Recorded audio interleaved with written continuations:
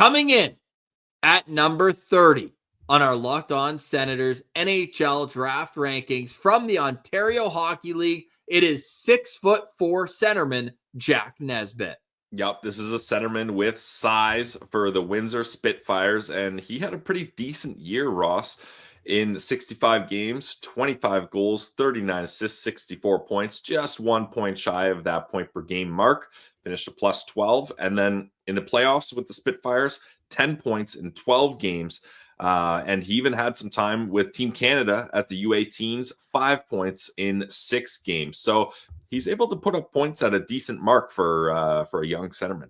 Yeah, he's the type of player where I think it's more of a high floor, safer pick, but I just think he lacks a bit of that dynamic ability. Now, you might say, what the heck? He had a point per game. But when you watch the clips, it's a lot of meat and potatoes type goals where he's banging away out front. I do think, though, that he is the type of player that will get to the National Hockey League. Corey Pronman thinks way higher than that. He's got Jack Nesbitt at 15 on his draft rankings. Our other scouts include Bob McKenzie at 23, McKean's Hockey at 25, Scott Wheeler at 32, Craig Button at 38, and then Elite Prospects, they're not sold on him. They've got him at 48. Jack Nesbitt is a January 07 birthday, which means he turned 18 during the season. He's a left shot centerman, 183 pounds. I mentioned already he's 6'4". And I think that teams are going to appreciate the versatility that he could bring to a bottom six one day at the NHL level. Yeah, I was interested in Nesbitt, Ross, because when we started our draft research, getting everybody lined up, there was a couple mock drafts and people that had targeted Nesbitt to be a guy the Sens could look at 21st overall. And we've got him at 30 here. So he's definitely dropped a little, I think, since then. And you had Pronman at 15, Wheeler at 32, and EP at 48. So I was like, okay, is this guy a middle second round pick, an early second round pick, or a middle first round pick? Like, where are we landing here? And unfortunately for me, Ross, I kind of leaned on where EP has him at 48 here. I just found him underwhelming, and maybe this is a bias because he had been tied to the Sens a couple times and I had maybe bigger expectations for him. But like you mentioned, he's able to battle in front and score on rebounds, meat and potatoes game. He's got a decent shot. He works hard to turn pucks over from opponents trying to break out of the zone. Wheeler mentions how he's a good, strong centerman that can win faceoffs and play physical. A lot of scouts are kind of harping on his skating, which a guy at 6'4" at this age, that's probably fair. He's probably growing into his body. But for me, I was just underwhelmed by his play. And I just feel like he relies on his size too much. And I mean, when you're 6'4", lean on that, use it. Of course, you'd rather him use his size than be like, why isn't he using his size? So I guess it's a damned if you do, damned if you don't kind of thing. Excuse me. But I'm just worried when he gets to the pros, there's going to be other guys. Sure, 6'4" is still big in the pros, but there's going to be other guys that are his size, and he's not going to be able to lean on just being bigger than guys and out-muscling guys and battling like that as much as he does in junior. And I'm just worried that he's become a bit of a one-trick pony that way, and he's not going to have that same effectiveness when he gets to the pro level. Reading the Elite Prospects draft guide, there's one quote, the industry chatter section, that is pretty damning. An NHL scout in May said, quote, I wouldn't draft Jack Nesbitt in the first round. The boots are too heavy and the hands are too stiff. All his line mates score more than him.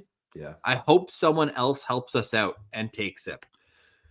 Yeah, That's and that's the thing, like Pronman having him at 15, like, I don't know. I don't like what's the ceiling for this guy? Like, I think he probably will end up playing in the pros as a big centerman. But Ross, I got him projected as a fourth line centerman. Like, maybe this isn't the best comparable, but a guy that came to mind for me would be like a Mark Kastelic. Yep. Right? Like, he's got that size. Less physical. Yeah, but Mark Kastelic really ramped up the physicality, I think, as he got bigger and stronger and more comfortable. And when he was like, oh, I'm a fourth line center. Like, this is what I'm going to know your role. Yeah, exactly. So I think Nesbitt is going to turn into a guy like that. And that's not necessarily a knock on a guy. You need those guys. They're important. I mean, Boston just signed Mark Kaslick to a nice extension. Like you can make a good living being that type of guy, but there's no way I'm drafting a guy like that in the top 20s or even where the Sens are in 21. In my mind, I think appropriate spot for him to be drafted is somewhere in the 40s. Yeah, I would agree with that. And to a team where it's like, okay, we've got our players signed who are going to be big parts of the team up front. We're not expecting him to be a middle six centerman that can push into the top six. It's a role player that has great character and that you just believe will be able to make the NHL and give you NHL games. The elevator pitch over at Elite Prospects, they call him an intelligent two-way center with size, off-puck details, flashes of high-end skill, but must up the pace and develop more contact skills. Their shades of is Adam Lowry, and that to me is the absolute peak of what you're going to get, because that's a middle six center that can play in the top six in a pinch and gives you all sorts of physical elements of his game too.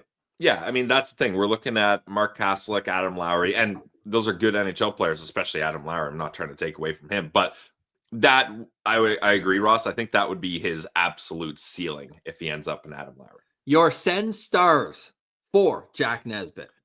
Again, I wanna note maybe there's some bias with me here, but I got him at 2.5 stars, Ross. I believe that is my lowest rated prospect so far, and maybe it's just because I'm looking at other guys having him higher. I'm like, I don't see it, so maybe that's caused me to drop it down a bit. But oh, man, and go ahead, start clipping this, people.